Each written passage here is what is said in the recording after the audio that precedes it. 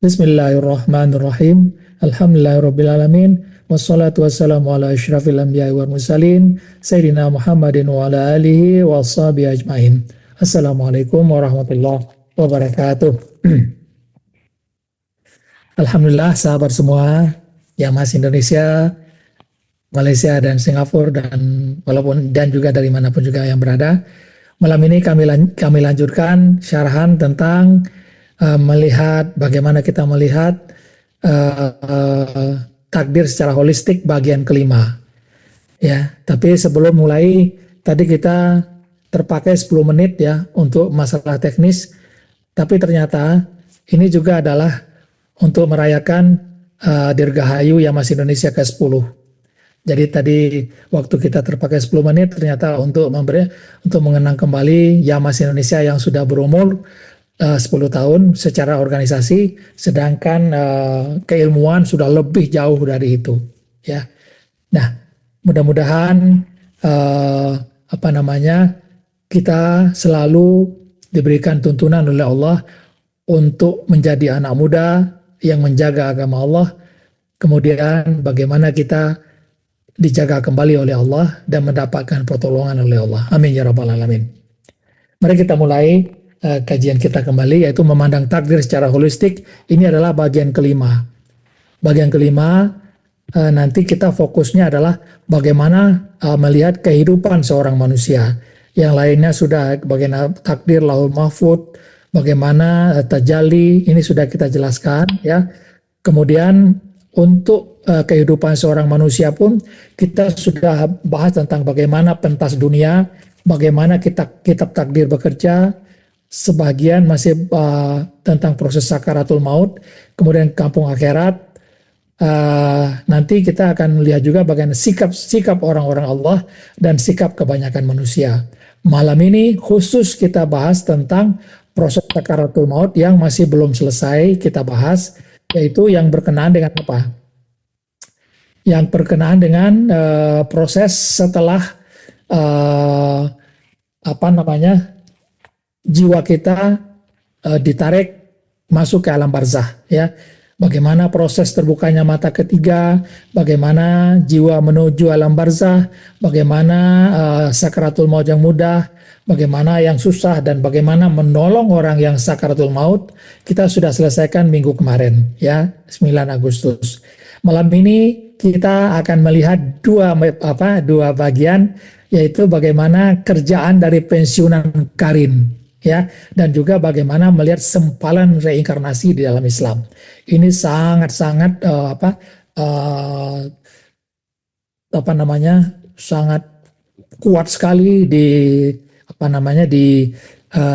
dakwahkan kepada orang-orang Islam sekarang ini oleh orang Islam sendiri. Ya, kita lihat dulu bagaimana pekerjaan pensiunan karin. Nah, ini yang perlu kita ketahui.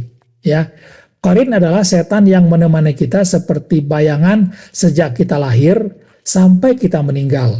Nah, begitu kita meninggal, mereka dibebaskan dari tugas mereka untuk menyesatkan kita selama kita hidup di dunia sebelumnya. Mereka telah bersama kita sejak lahir dan mengetahui semua rahasia dan seluk-beluk hidup kita. Nah, ini adalah Qarin ya. Jadi mereka mengetahui seluk-beluk hidup kita. Nah, tetapi setelah kita meninggal, mereka bisa muncul menyerupai kita. Ya, sehingga mereka mungkin tampak di kuburan kita, menakut-nakuti orang, atau menarik perhatian hewan peliharaan kita ke kuburan kita. Atau bahkan menyebarkan benda-benda yang akrab tadinya dengan kita, disebarkan benda-benda itu di makam kita yang dapat dikenali oleh orang-orang yang kita cintai, dan mereka menyangka itu adalah tanda-tanda dari alam kubur. Ya, itu adalah ciri-cirinya. Ya, kemudian yang lainnya apa? Mereka bisa menghuni rumah orang yang telah meninggal. Nah, itu orang rumahnya berhantu gitu kan. Atau tempat lain yang bisa dikunjungi oleh orang itu semasa hidupnya. Ada petilasan itu maksudnya ya. Semasa hidupnya orang itu pernah ke sana, dan qarin juga bisa menyerupai orang itu di tempat yang pernah dikunjungi orang tersebut ya, atau di tempat dia meninggal. Misalnya orang-orang yang kecelakaan di suatu tempat gitu kan. Nah, qarin akan menyaru atau menipu ya dengan meniru wajah dari orang yang meninggal tersebut sehingga orang percaya bahwa tempat itu angker. Nah, itu ya itu kerjaan qarin sebenarnya.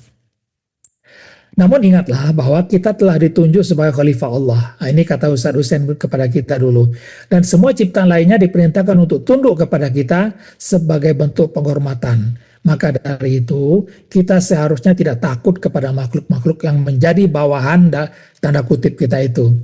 Lihatlah bagaimana Sayyidina Umar bin Al-Khattab setiap kali setan melihatnya, setan tersebut akan berbalik arah dan melarikan diri. Nah, ini kalau kita lihat ya di Filipina itu kuburan dijadikan perumahan, ya kuburan dijadikan perumahan. Ini adalah Manila North Cemetery, salah satu pemakaman terbesar dan tertua di Filipina, yang tidak hanya menjadi tempat peristirahatan terakhir bagi orang yang meninggal, tetapi juga menjadi rumah bagi ratusan keluarga miskin. Di tengah keterbatasan ekonomi dan kurangnya akses terhadap perumahan layak di Manila, banyak orang membangun tempat tinggal di antara makam dan batu nisan. Beberapa keluarga bahkan tinggal di dalam struktur makam besar yang menyerupai rumah kecil, dengan ruang cukup untuk tidur, memasak, dan menjalani kehidupan sehari-hari. Ini adalah Manila North Cemetery, salah satu pemakaman terbesar dan tertua. Itu adalah contoh orang yang tidak takut dengan kubur, ya. Kalau kita kan sering ditakut-takuti ya, sehingga kita pun sampai dewasa menjadi takut melewati kuburan tersebut. Sedangkan orang Filipina menjadikan kuburan itu sebagai rumah mereka. Mereka tidak takut hantu atau arwah orang mati seperti takutnya sebagian besar umat Islam terhadap apa yang berhubungan dengan kuburan. Nah, itu selesai di situ ya. Itulah peran qarin. Nah, kita masuk agak dalam di sini ya, bagaimana sempalan reinkarnasi di dalam Islam. Nah, bagaimana kita melihat reinkarnasi ini? Apa itu reinkarnasi? Ya, reinkarnasi itu adalah kepercayaan yang ada di dalam agama Hindu dan agama Buddha. Bagi mereka nggak ada masalah bagi kita, ya kan? Itu kepercayaan mereka. Ya, kita tidak menyalahkan mereka, tetapi begitu reinkarnasi ini dimasukkan ke dalam Islam, ini yang kita coba bahas sehingga nanti sahabat-sahabat bisa melihat bahwa paham ini tidak ada di dalam Islam. Nah, di dalam agama Hindu dan agama Buddha ada proses yang disebut dengan roda samsara, yaitu kehidupan dipandang sebagai siklus berulang-ulang sampai mencapai moksa atau nirwana. Nah, moksa itu adalah istilah di dalam Hindu, sedangkan nirwana istilah di dalam agama Buddha. Apa itu? Atman, di dalam Hindu dikenal adanya Atman, yaitu diri pribadi yang terikat hukum karma dan terus berputar dalam samsara atau roda tarik sehingga mencapai moksa atau bersatu dengan Brahman. Nah, itu kita lihat nanti. Ini mirip dengan wahdatul wujud di dalam kebanyakan tasawuf yang ada di dunia saat ini. Kemudian Buddha tidak mengakui adanya jiwa yang kekal, tetapi menerima kelahiran kembali atau samsara. Samsara ini dianggap penuh dengan penderitaan yang hanya bisa dihentikan dengan mencapai nirwana. Apa itu nirwana? Padamnya nafsu dan lenyapnya keterikatan kepada dunia ini. Nah, ini adalah konsep yang ada di Hindu dan Buddha. Jadi ini lahir, hidup, derita, mati, karma. Karma ini adalah buah dari kehidupan ini. Reinkarnasi, lahir lagi. Kalau karmanya jelek, maka reinkarnasinya mungkin jelek lagi. Maka ini harus diperbaiki terus. Diputar terus, nggak ada henti-hentinya. Sampai apa? Sampai nanti berhenti kalau seseorang itu sudah moksa atau mencapai nirwana. Ini inti dari ajaran Hindu dan Buddha. Ya, kalau kita lihat keberadaan aku dalam Hindu itu adalah seperti wahdatul wujud, ya. Atman, jiwa individu, adalah bagian dari Brahman atau Tuhan absolut yang impersonal. Jadi ini adalah manusia, jiwa manusia, ini adalah Tuhan, ya, atau yang absolut, the ones kata mereka gitu ya. Kemudian ini harus moksa hilang menyatu kepada Brahman ini. Ini adalah dalam Hindu. Ya, harus begitu ya ininya, garis besarnya. Sedangkan di dalam Buddha berbeda. Aku itu bukan satu ini, satu yang tak seperti tadi, tapi terdiri dari 5 bentuk jasmani, bentuk perasaan, persepsi, mental dan kesadaran. Semuanya ini membentuk yang disebut dengan manusia. Dan inilah yang berulang-ulang terjadi sampai bersih, sampai kemanusiaannya itu tidak lagi terbebani dengan masalah-masalah dunia. Nah, ini adalah kepercayaan Hindu, harus seperti itu. Kepercayaan Buddha harus seperti itu. Kalau tidak, mereka tidak disebut dengan Hindu dan tidak disebut dengan Buddha. Nah, ini garis besarnya, ya. Bagaimana penderitaan, ya, bagaimana reinkarnasi, bagaimana karma. Orang Islam sekarang sangat-sangat sangat fasih juga berbicara tentang karma ini. Sangat fasih dia berbicara tentang karma. Seakan-akan Islam pun mengenal karma. Nggak ada di Islam karma itu, ya. Sebab karma itu adalah tindakan baik atau buruk yang menentukan kelahiran kembali. Nah, konsepnya menentukan kelahiran kembali dan nasib kehidupan di masa mendatang setelah kematian kita. Kemudian berulang, itu karma. Sedangkan di dalam Hindu, di dalam Buddha agak berbeda. Ajarannya sentral tindakan pikiran, kemudian ucapan, perbuatan menentukan kelahiran dan penderitaan kita di masa depan. Jadi berbeda dengan konsep Islam, ya. Tidak ada konsep seperti itu. Hanya di dalam Islam ada tindakan buruk nanti akan dibalas, tindakan jahat nanti akan dibalas. Seperti apa balasannya itu adalah hak prerogatif Allah nanti akan menentukannya itu, ya. Nah, tujuan akhirnya moksa kalau di Hindu, sedangkan Buddha ada nirwana, ya.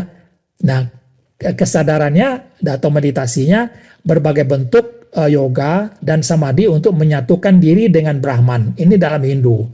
Jadi tujuan orang meditasi itulah menyatukan diri dengan Brahman. Sedangkan Buddha yaitu tahapan tertinggi dalam meditasinya menuju nirwana. Nah, ini perbedaan-perbedaan itu yang harus kita pahami betul istilah-istilahnya sehingga tidak terbawa kepada Islam. Ya. Nah, tujuan spiritual di dalam Hindu dan Buddha adalah pembebasan dari siklus kelahiran dan penderitaan. Ini tujuan mereka. Jadi supaya itu terjadi, maka terjadilah reinkarnasi berkali-kali, roda samsaranya diputar. Ya, itu sudah kita sebutkan tadi. Hindu moksa adalah keluar dari lingkaran samsara dan bersatu dengan Brahman. Jadi ibaratnya kalau roda terus berputar, moksa itu keluar dari roda, tidak ikut berputar lagi. Ya, kalau Buddha, nirwana juga berarti padamnya api nafsu dan karma atau penderitaan. Ya, begitu tercapai maka berhentilah roda samsaranya. Ya, tidak lahir kembali. Nah, ini adalah inti atau secara garis besar apa yang disebut dengan reinkarnasi itu.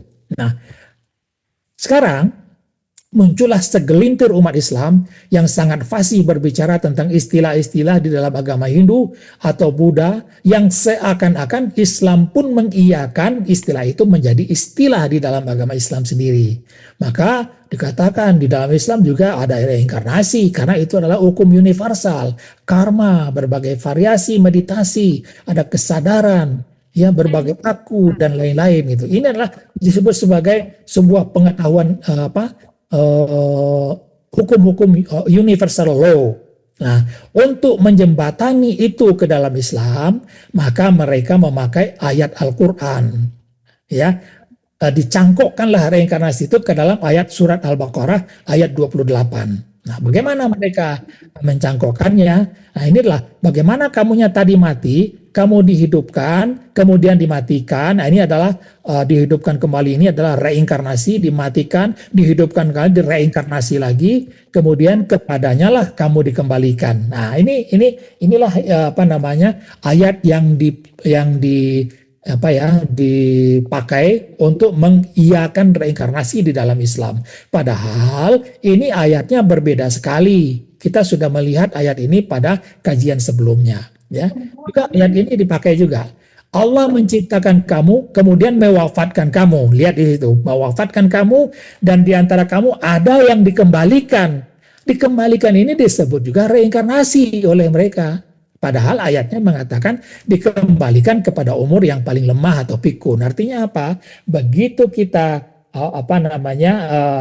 wafat ya, kemudian menciptakan kamu, kemudian mewafatkan kamu, dan di antara kamu sebelum diwafatkan itu dikembalikan dulu kepada kepikunan atau menjadi lemah. Jadi bukan setelah wafat dikembalikan lagi, ya kan? Tetapi dihidupkan kemudian diwafatkan. Tetapi di antara kamu sebelum diwafatkan ada dikembalikan dulu kepada umur yang paling lemah atau pikun, ya, supaya dia tidak mengetahui lagi sesuatu pun yang pernah diketahuinya. Sesungguhnya Allah Maha mengetahui lagi maha kuasa, ya. Kemudian siapa yang kami panjangkan umurnya, niscaya kami kembalikan dia kepada kejadian dari kuat menuju lemah. Ini ayatnya ini disebut reinkarnasi oleh mereka. Bukan berbicara tentang reinkarnasi ini ayat ini, tapi adalah perjalanan manusia dari kecil menjadi dewasa menjadi tua, dan kemudian kalau panjang umurnya dijadikan lemah kembali. Jadi begitu memahami ayat ini. Maka dengan itu mereka pun memakai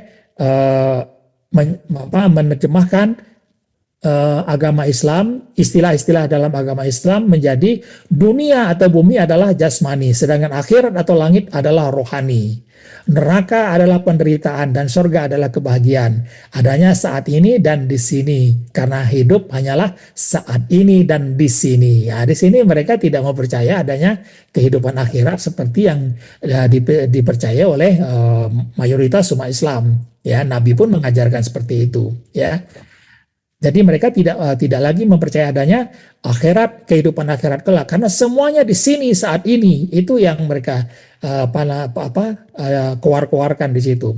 Kemudian tingkatan aku pun bermacam-macam, ya. Ada roh, ya, diri sejati. Ini sama dengan Buddha tadi, ya. Adalah diri sejati yang mengamati kesadaran, percikan the oneness, ya, yang satu, ya, yang tunggal. Otak, kemudian hati, jiwa. Mereka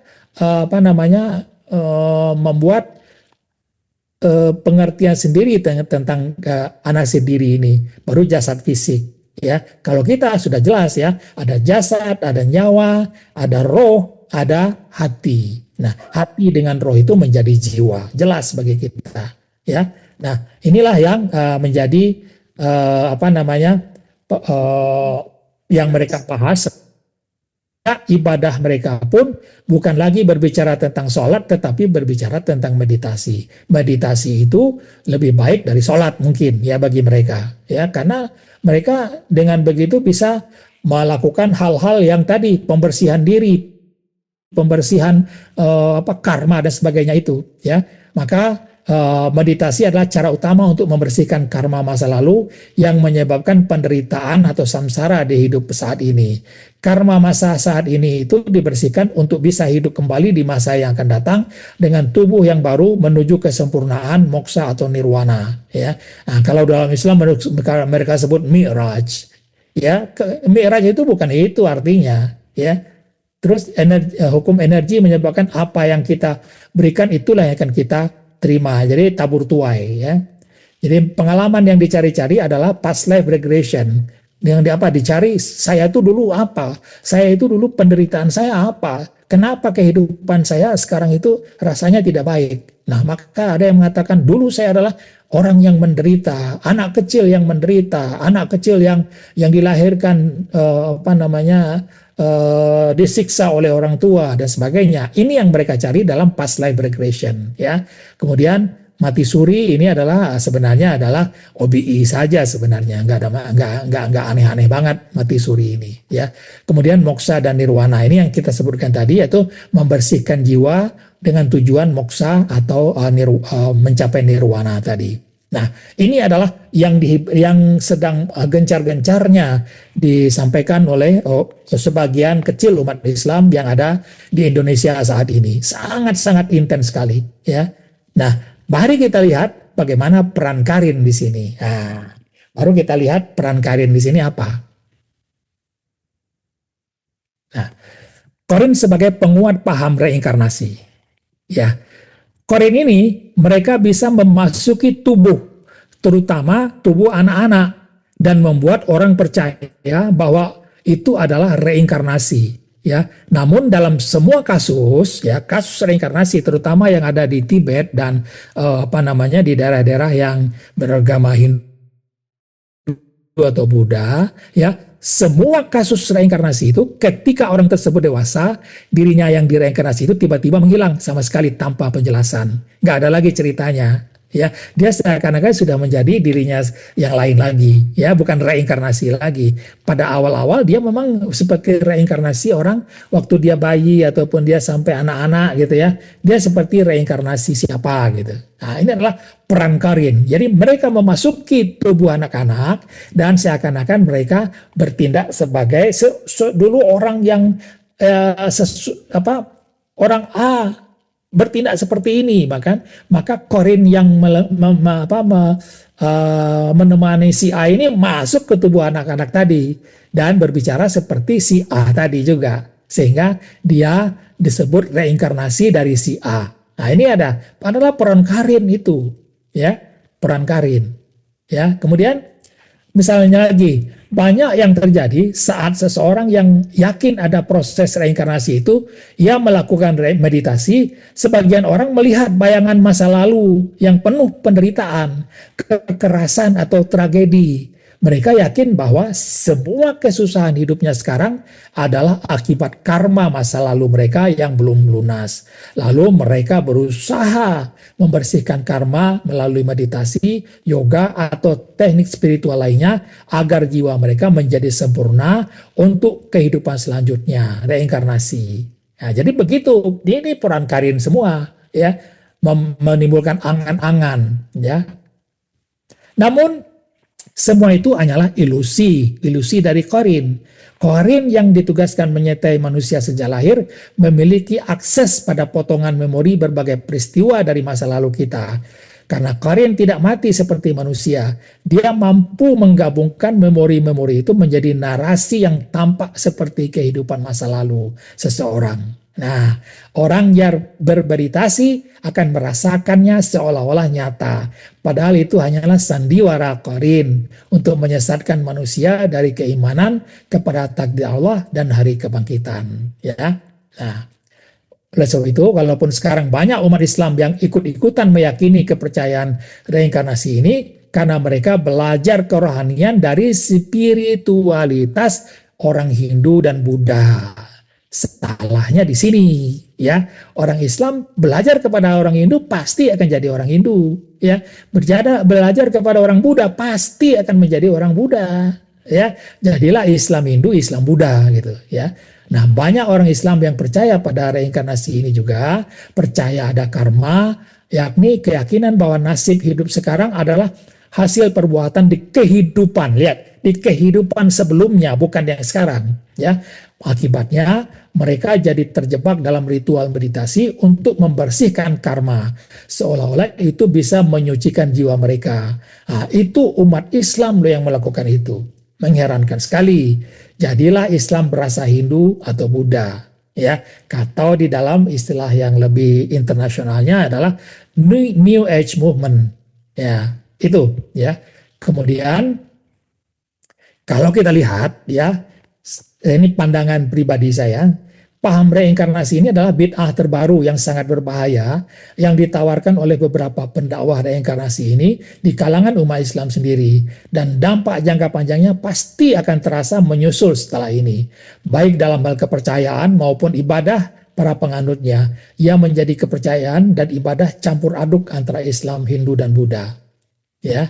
Nah, anekdot yang selalu dikeluarkan adalah seperti berikut ini. Kalau kita berbicara tentang agama Islam, maka mereka mengatakan jangan hanya beragama jangan hanya berasal dari dogma saja. Agama itu harus ada realitasnya dan ada rasanya. Gitu. Nah, ini orang sudah mendengar seperti ini, tiba-tiba merasakan iya, kok nggak ada rasanya, maka masuk mereka di situ. Ya, jangan ikut dogma, harus realitas. Realitas saat ini, ada rasanya saat ini dan di sini. Nah, ini ya. Kalau tidak ada reinkarnasi, di mana letak amal? Ini pertanyaan mereka nih. Pertanyaan mereka mengatakan begini. Kalau tidak ada reinkarnasi, di mana letak keadilan Allah dengan adanya anak-anak yang lahir di kolong jembatan, anak-anak yang lahir miskin, anak-anak yang lahir menderita, ya. Ada lagi yang baru lahir sudah mati atau lahirnya cacat. Orang yang kelihatan baik dan benar malah hidupnya menderita. Sedangkan orang yang hidupnya tidak beriman malah jadi sangat kaya raya dan berbahagia. Nah, itulah tandanya ada hukum karma. Nah, di sini mereka masuk, ya, dan hukum-hukum semesta lainnya. Ya, kita sudah melihat semua yang tadi itu nggak ada hubungannya dengan karma. Itu adalah sebuah pelajaran bagi Allah di dalam mengajar manusia tentang bagaimana kesabaran dan sebagainya. Nanti kita lihat bagaimana sikap orang-orang Allah dengan takdir ini. Tetapi di dalam reinkarnasi itu menjadi pertanyaan mereka yang kalau tidak ada ilmu seperti yang diajarkan oleh Ustaz Hussein, wah, kita juga insya Allah akan terpengaruh dengan itu. Tapi dengan ilmu Ustaz Hussein, ya, yang diberikan oleh beliau kepada kita, ilmu-ilmu yang seperti ini, kita lihat, oh, ini adalah sempalan saja sebenarnya, gitu, ya. Kemudian lalu mereka mengatakan tentang kehidupan ini yang diatur oleh hukum semesta, yang jumlahnya ada mengatakan 7, ada 12, ada 20, di mana kesemuanya itu adalah hukum yang berkenaan dengan energi, gelombang, dan getaran. Ya, apa yang energi yang kita pikirkan akan mematerialisasi menjadi gelombang, getaran, dan menjadi materi. Jadi materi itu adalah ciptaan dari pikiran mereka. Ya, mereka mahir sekali menerangkan hukum-hukum di bawah ini dengan menambahkan dalil Al-Quran dan hadis, dalil-dalil Injil untuk memperkuatnya. Ini ditambah lagi dengan pengalaman langsung mereka melakukan praktek meditasi dan objek pemikiran yang mereka dapatkan dari perjalanan pencarian ilmu dan proses meditasi mereka. Ya, nah maka banyak sekali itu, ya, ada hukum-hukum universal. Boleh cari di YouTube, banyak ini. Bagaimana the law of connectivity, hukum energi, hukum aliran, vibrasi, frekuensi, tabur tuai ini adalah karma, ya. Pertukaran ini adalah A menjadi B menjadi C dan sebagainya. Hukum tarik menarik, law of attraction, repetisi, ya, ini reinkarnasi. Banyak lagi hal-hal yang mereka tebarkan di situ. Tapi kalau kita melihat, ya, kita melihat dalam ilmu yang diajarkan oleh Pak Ustadz kepada kita, yaitu semua yang mereka bicarakan ini hanyalah secuil dari ilmu yang Lauhul Mahfud yang ada. Masih banyak yang tidak mereka ketahui, apalagi tentang keberadaan keberadaan hakiki, yaitu yang mahalus. Ini mereka tidak tahu sama sekali, ya. Tapi mereka hanya sebatas yang ada di Lauhul Mahfud saja. Nah, kemudian ilmu berbasis New Age Movement ini sekarang sedang marak-maraknya dibahas di sosmed dan di berbagai pengajian umat Islam sendiri. Banyak yang mulai berpaling dari adanya kehidupan di akhirat kelak menjadi kehidupan akhirat itu adalah di sini dan saat ini. Syurga dan neraka itu di sini dan saat ini. Kembali ke Tuhan itu adalah di sini dan saat ini, ya. Kembali ke Tuhan itu ya mi'raj ke tadi atau moksa di dalam menurut mereka adalah seperti moksa atau seperti nirwana di dalam Hindu dan Buddha. Tapi saat mereka berkata itu, pikiran mereka masih berada di tataran sifat, ada banyak dan beragam, ya. Nah, padahal di dalam pandangan Islam, jiwa tidak mengalami siklus kelahiran kembali di dunia berkali-kali. Penderitaan adalah ujian dan pengajaran dari Allah, bukan hasil dari hutang masa lalu. Penyucian jiwa hanya bisa dilakukan dengan taubat, zikrullah, ibadah, dan ketaatan kepada Allah, bukan melalui meditasi yang kosong tanpa tauhid, ya. Kemudian adapun orang-orang adapun yang kita alami saat ini ataupun yang sudah kita alami di masa lalu, semuanya adalah law mahfud yang sudah turun kepada kita. Sedangkan yang belum turun masih menunggu hari esok menjadi hari ini dan untuk kita alami dan lalui, ya. Jadi yang besok, minggu depan dan sebagainya belum turun untuk kita lalui. Maksudnya begitu, ya. Jadi Al-Quran dengan jelas menolak konsep reinkarnasi karena bagaimana kamu kafir kepada Allah padahal kamu tadinya mati. Mati itu maksudnya belum hidup, belum lahir ya. Lalu dihidupkan kamu itu adalah mulai dilahirkan. Kemudian dia dimatikan masuk ke alam barzah. Lalu dihidupkan kembali. Dihidupkan di mana? Dihidupkan di kampung akhirat ya. Itu adalah setelah berbangkit. Lalu kepadanya lah kamu akan dikembalikan. Nah, setelah berbangkit nanti hidup di sorga sedemikian lamanya, lalu karena ciptaan harus ada akhir, maka kepadanya lah kamu dikembalikan nanti saat apa? Saat kiamat kedua terjadi. Ya, tapi kapan kiamat kedua? Miliaran tahun setelah kita menikmati kehidupan di kampung akhirat kelak. Nah, ayat ini menyebutkan satu siklus hidup saja. Mati, hidup, kebangkitan di alam akhirat, lalu semuanya akan musnah kembali kepada asal, yaitu yang maha halus. Innalillah wa inna ilaihi raji'un. Jadi bukan lahir berkali-kali di dunia seperti paham reinkarnasi di dalam agama Hindu dan Buddha. Ya. Nah, itu adalah yang paling penting sahabat-sahabat semua ketahui tentang sempalan reinkarnasi ini di dalam Islam ya, sehingga sahabat-sahabat bisa melihatnya dengan jelas bahwa tidak ada reinkarnasi ini di dalam Islam. Bagaimanapun diperah-perah atau dipaksa-paksakan, tidak ada, dari dulu nggak ada ya. Maka nanti belajarlah kepada orang yang benar-benar memahami ini. Ya, jangan belajar Islam, orang Islam ya jangan belajar tentang kerohanian kepada orang Hindu, kepada orang Buddha. Karena otomatis akan menjadi orang Hindu, orang Buddha. Islam rasa Hindu atau Islam rasa Buddha. Kalau Buddha sendiri, kalau Hindu sendiri, silahkan mereka percaya kepada reinkarnasi, percaya kepada itu, enggak masalah bagi kita. Ya, mereka tanpa reinkarnasi maka tidak akan bisa menjadi Hindu. Tanpa reinkarnasi mereka tidak bisa menjadi Buddha. Maka reinkarnasi harus orang Buddha harus percaya reinkarnasi. Orang Hindu harus percaya reinkarnasi. Kalau Islam tanpa reinkarnasi pun Islam kita nggak akan berubah, ya, nggak ada kekurangan apa-apa, ya.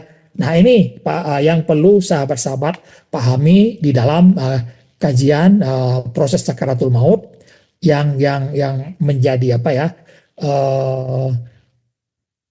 pusat perhatian kita tentang bagaimana peran Karin. Nah, tadinya peran Karin menyesatkan kita itu di situ, ya. Saya dulu waktu di sebuah tarekat juga dipermainkan begitu oleh Karin saya. Gimana ya, waktu saya disuruh mati sebelum mati, saya benar-benar menghayati kematian itu, sehingga ruh saya serasa berjalan kemana, dan disitulah banyak lamunan-lamunan, bayang-bayang yang ternyata itu adalah disampaikan oleh Karin kepada saya waktu itu yang saya tidak tahu. Ya, saya tidak tahu ini, wah ini hebat ini bagus ini gitu kan, sehingga ya halu lah saya waktu itu gitu. Maka pantas dikatakan oleh orang belajar kerohanian itu kalau tidak benar-benar ya akan jadi halu gitu ya. Nah, itu ya, hati-hati di sini.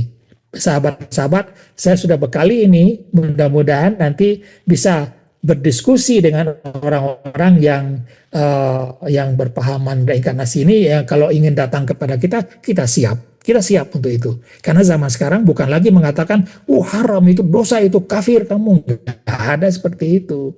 Dakwah sekarang ini adalah dakwah diskusi ya. Dakwah kafir neraka itu adalah dakwah masa lalu. Dakwah sekarang adalah seperti ini. Ya, bagaimana kita berdiskusi dengan mereka, bagaimana kita bertukar pendapat ya. Enggak perlu menyalahkan orang Islam yang berpahaman dengan, enggak perlu kita salahkan. Ya, orang Islam berpahaman reinkarnasi enggak perlu kita salahkan. Tetapi ya kita benari ya, kita benarkan atau perbaiki kepahaman mereka itu. Kalau mereka tidak setuju, ya silakan aja. Enggak ada masalah bagi kita. Kemudian bagaimana mati sebelum mati ya. Ini dulu yang saya lakukan di sebuah tarekat.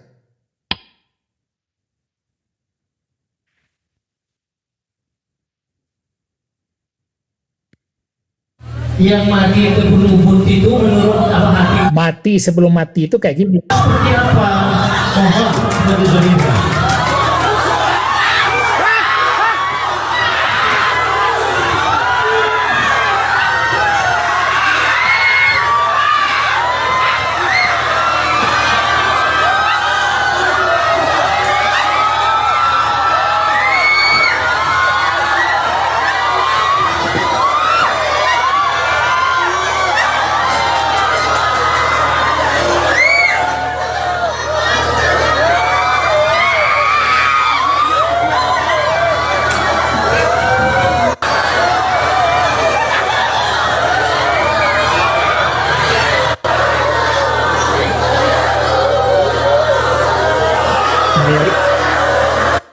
yang mati terbunuh itu menurut Abah Hati itu seperti apa? Nah, yang ditunggu adalah setelah bergeliat-menggeliat tadi kemudian tenang, diam.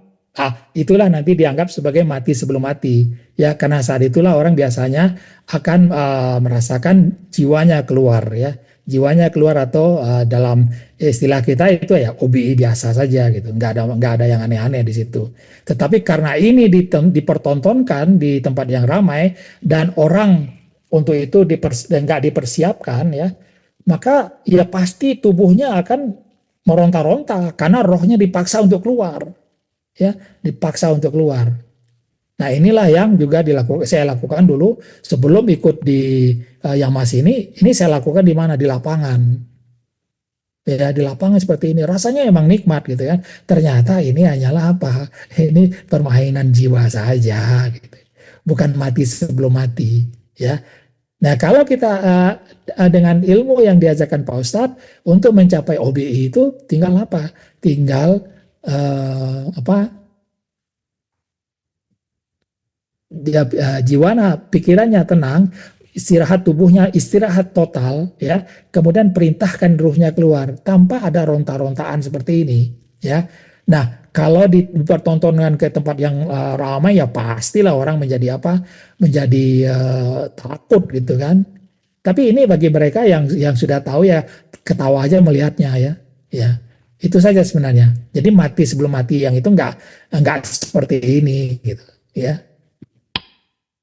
Jadi inilah trends biasa saja itu sebenarnya, ya. Nah, dari situ baru kita selesai tentang proses sakaratul maut ini ya, secara apa menyeluruh ya. Terus sebentar.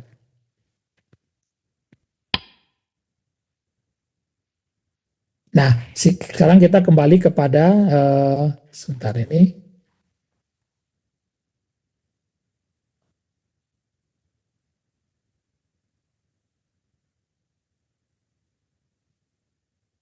Nah, kita kembali kepada kajian kita, yaitu sikap orang-orang Allah. Ya, ini sudah selesai nih. Pentas dunia sudah, kitab takdir sudah, proses sakaratul maut sudah, ya, kampung akhirat sudah, ya, semua sudah selesai. Kita ini sekarang masuk kepada sikap orang-orang Allah. Bagaimana sikap orang-orang Allah, ya? Nah, orang-orang Allah itu bisa dilihat dari berbagai sudut pandang, yaitu bagaimana pandangan mereka, bagaimana sikap mereka, bagaimana hidup atau isi pembicaraan mereka, bagaimana nasihat mereka dalam kita menghadapi takdir ya. Nah, ini adalah bagaimana orang Allah melihat ini semua. Kemudian bagaimana orang Allah itu menjadi ulul albab, bagaimana orang-orang Allah ini menjalankan visi sang ulul albab dan juga visi khalifah pengemban amanah. Nah, bagaimana ini ya? Mari kita lihat dulu bagaimana pandangan mereka. Ini pandangan mereka.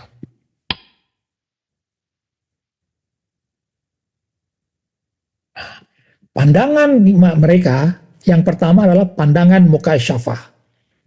Mukasyafah itu adalah yang melihat semua yang ada di Lauhul Mahfud ini hanyalah fata morgana saja atau gurauan dari apa? Dari Maha Halus. Jadi yang semua yang bekerja, semua yang beraktivitas itu adalah sebenarnya Maha Halus yang dibingkai dengan apa? Dengan berbagai sifat. Ya, jadi Maha Halusnya sudah tidak kelihatan, tapi sifatnya yang kelihatan. Itu mukasyafah. Ya, sedangkan musyahadah, ya, mereka tidak lagi melihat fata morgananya. Fata morgananya tidak dilihat, tapi langsung melihat kepada yang maha halusnya. Nah, itu ya bedanya di situ. Jadi mukasyafah dengan musyahadah bedanya di situ. Ya, mukasyafah masih melihat adanya Lauhul Mahfud sebagai fata morgana, sedangkan musyahadah sudah tidak melihat lagi Lauhul Mahfud itu. Pandangannya murni tertuju kepada apa? Kepada yang maha halus ya. Musyahadah itu adalah mereka melihat tanpa bentuk, melihat tanpa rupa, tapi yakin bahwa di dalam kekosongan itu ada Dia yang maha halus. Nah, itu bedanya pandangan mereka di situ. Artinya apa? Ya, melihat kehidupan dunianya hanya sandiwara atau gurauan saja, seperti seorang yang terdampar di pulau, ya dia kesepian, ya dia tidak tahu hiburannya apa, ya lalu dia ambil daun, ya dia daun, kemudian di balik daun dia bermain dengan tangannya sendiri, ya tangan jempolnya, telunjuk dari tengah, dari jari manis, kelingking, semuanya menjalankan peranan tertentu, ya seakan-akan mereka yang berkata, mereka yang berbicara, mereka yang marah, mereka yang semuanya di situ, ya ini adalah seperti sandiwara saja kita melihatnya, ya lalu apa yang berikutnya? Ustadz kita juga mengatakan seperti gajah yang sedang menggoyangkan ekornya. Ya ekornya, ternyata di dalam ekornya ini sedang terjadi Terjadi gambaran peristiwa yang ada di dunia sekarang ini. Ya gajah nggak perlu gerak untuk menggerakkan ini. Ya cukup ekornya saja yang dia gerakkan. Ya jadi gitu. Lalu ada masalah? Nggak ada masalah bagi kita. Ya. Nah lalu pandangan mereka, semua kehidupan ini hanyalah terapung dan tidak wujud. Kenapa? Kita jiwa manusia ini adalah berada dalam pegangan yang maha halus. Ya, bagaimana maha halus memegangnya? Ya, ini dia. Ya, maha halus memegangnya adalah dengan memakai maha halus bermanifestasi menjadi zat. Nah, dari zat inilah ada nanti wujud kolam, ya menjadi jasad, hayat, ya itu nyawa, ya lalu kodrat itu adalah roh, kemudian sedangkan iradat, ilmun, sami', basir itu menjadi menjadi hati rohani, ya ini pikiran, fuad, penglihatan, pendengaran, inilah hati rohani, ada roh, ada jasad, ada nyawa. Nah ini disebut juga dengan yang akan bermanifestasi. Apa manifestasi? Nah ini dia, ini jasad kita, ya manifestasinya apa? Manifestasi dari wujud atau kalam, itu jasad, hayat, nyawa. Jadi ini adalah wujud dari bagaimana halus mengatur manifestasinya. Roh ini adalah kudrat, maka roh itu kuasa untuk berbuat, kuasa untuk bertindak, ya kuasa untuk merasakan. Iradat ini ilmu, ini adalah fuad atau pikiran, sami', basir, penglihatan dan pendengaran. Inilah yang akan bermanifestasi, ya. Manifestasi menjadi apa? Menjadi para profesional, ya. Manifestasi. Apa manifestasinya? Ya, itulah yang nanti akan bergerak, beraktivitas dan merasakan. Maka kalau kita lihat manifestasinya adalah ini manifestasinya. Setiap orang membawa kitab takdir ada di lehernya. Nah ini, ya inilah para aktor profesional, ya. Kalau kita lihat ini berbagai pemuka agama ada berbagai-bagainya. Ini adalah tidak halus, ya. Jadi nggak melihat seperti ini kita nggak ada masalah sama sekali, ya. Ada semua sedang menjalankan profesinya sebagai aktor profesional dari Lauhul Mahfudz. Ya, begitu juga dengan melihat bagaimana Islam sekarang terpecah belah, ya. Ada yang menjadi mazhab, ya. Ada Hanafi, Hambali, Syafi'i, Maliki, ada Salafi, Wahabi, Sunni, Syiah, ada Qadariyah, Mu'tazilah, Jabariyah, Asy'ariyah, Maturidiyah, lain-lain dan sebagainya. Ada juga yang tasawuf jalan wali-wali, ada Islam, rasa Hindu, rasa Buddha, ada tasawuf jalan nabi-nabi, ya. Semua ini sebenarnya adalah sandiwara yang halus saja sebenarnya. Ya, ini adalah pandangan orang yang orang-orang Allah, ya. Begitu juga dengan pahaman tentang menghadapi takdir, ya. Ada yang rasionalis, ada yang moderat atau pragmatis, enaknya ada. Kalau enak rasionalis. Kalau enaknya fatalis, ya fatalis. Pokoknya mereka mencela-mencela begini. Atau ada yang moderat, sebagian rasional, sebagian dari fatalis. Ada yang seperti itu. Ya, nah itulah Mu'tazilah, Qadariyah, Asy'ariyah, Jabariyah. Nah, ini banyak seperti ini yang ada. Jangan bingung dengan ini, ya. Ya apalagi muncul kita ahli sufi yang mengatakan bahwa aku tidak wujud. Ahli sufi tidak relevan untuk berkata tentang usaha, kehendak dan ikhtiar. Yang lainnya berbicara tentang aku berkuasa, aku tidak berkuasa, aku kadang berkuasa, aku kadang tidak berkuasa. Nah, ini adalah sandiwara saja sebenarnya, ya, makhluk yang sedang bersandiwara, ya, sudah mengetahui seperti ini. Nah, inilah orang yang pandangan mereka itu seperti itu kalau orang-orang Allah, ya. Nah, bagaimana sikap mereka? Nah, sikap mereka itu adalah ini sikap mereka. Nah, pertama, Islam menyerah 100% kepada takdir, kemudian ridha terhadap segala ketetapan Allah, mulutnya terjahit, terkunci, kemudian dia senyum makrifat. Apa itu Islam? Ya, apa itu Islam? Ini dia. Islam itu menyerah atau patuh 100% kepada takdir, nggak melawan. Dia berjalan, ya. Kalaupun dia berjalan di kaki gunung, di sebelahnya jurang, ada batu-batuan yang harus dia lewati. Saat itu juga hujan, ada petir yang membahana di depan dia atau di belakang dia. Tetapi dia tetap berjalan tanpa rasa takut, tanpa rasa ingin bertanya dan sebagainya. Itulah patuh kepada takdir itu maksudnya. Nggak bertanya, ya, nggak mengeluh, ya, berserah sepenuhnya, menyadari bahwa semua yang terjadi adalah isi dari LM dan dirinya hanya pelakon, tidak punya daya dan upaya sedikit pun. Aku hanya apa yang sudah ditulis, tidak ada satu gerak pun dariku yang keluar dari Lauhul Mahfud. Maka sikap mentalnya tidak banyak bertanya kenapa begini, kenapa begitu, seharusnya tidak menyalahkan siapapun termasuk dirinya sendiri, menganggap semua hal sebagai kehendak Allah semata. Ilustrasinya, seorang aktor yang tahu bahwa seluruh naskah sudah ditulis,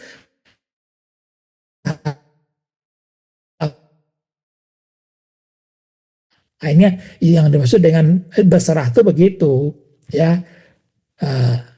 Terus yang berikutnya apa?